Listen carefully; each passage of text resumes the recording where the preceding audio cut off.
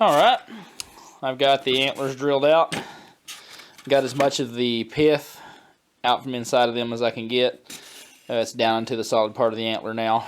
It's always good practice to get as much of that out of there as you can, because if you don't, it can cause you some problems later on down the road. The blades profiles are ground. I've got to come in and grind a little bit off here. I'm going to go ahead and get the bevels roughed in, get the shoulders squared up, then we'll get them heat treated. The tangs are pretty small on these, but they will be pinned, and there will be a bolster up here between the antler and the blade. but these will be pinned with a 1/8 of an inch brass pin. These are just a couple of skinning knives. They will probably never actually be used as skinning knives. They'll probably get put on the shelf for display. So let's go ahead and get over the grinder, get these bevels roughed in, and move on to heat treating them.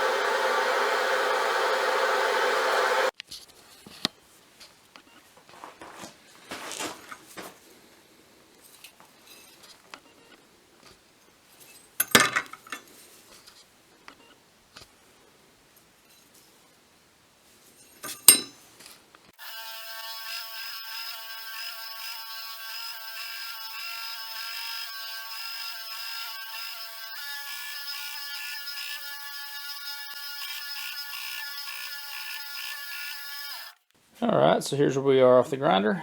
We've got the bevels pretty much finished. I'm going to go ahead and take these up to a Scotch-Brite finish, get them all cleaned up, and then we'll move on to taking this piece. This is an old bearing race. I milled it flat, taking it, and we're making the bolsters out of it. And so I'm going to take these over to the grinder right quick and clean them up on the Scotch-Brite belts. And then we're going to move on to this, and then we should be pretty much ready just to put our maker's mark on and glue them up. Then drill the pins. We'll be all finished. Alright, so I'll catch you in a second when we start work on this.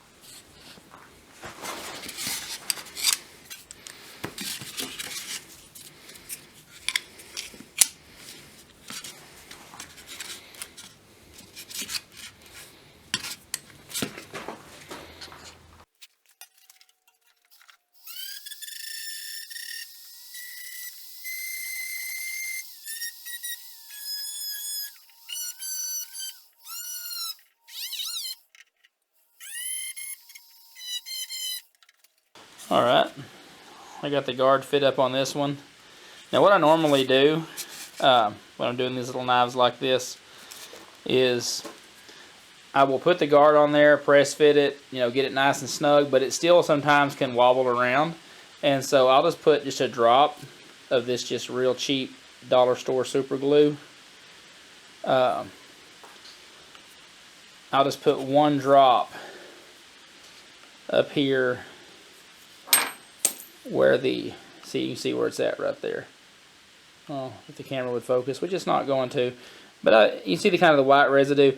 I put one drop, and that will hold this guard solid for the most part while I'm scribing around the antler and everything. Guide pins would work too, and I may end up putting guide pins on this one. I don't know. It just depends on how much antler around the edge I have to work with. I don't have a whole lot, but I might be able to get some in there.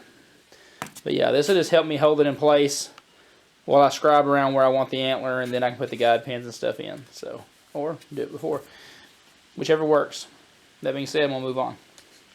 Alright, so I've just scribed some lines. These lines line up with the front and the top and the bottom of the ricasso of the blade.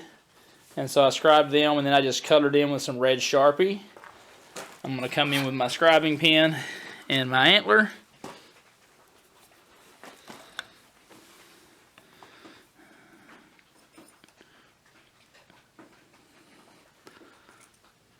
I'm just going to mark around the antler here. Give ourselves some lines to grind up to.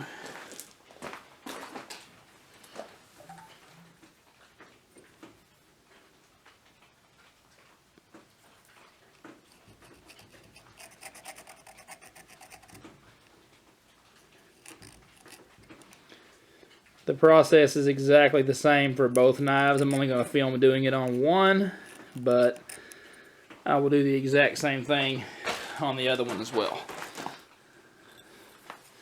And there we go. Got a nice line to grind up to. Alright, I'm going to go ahead and do the other one, and then we'll take it to the grinder.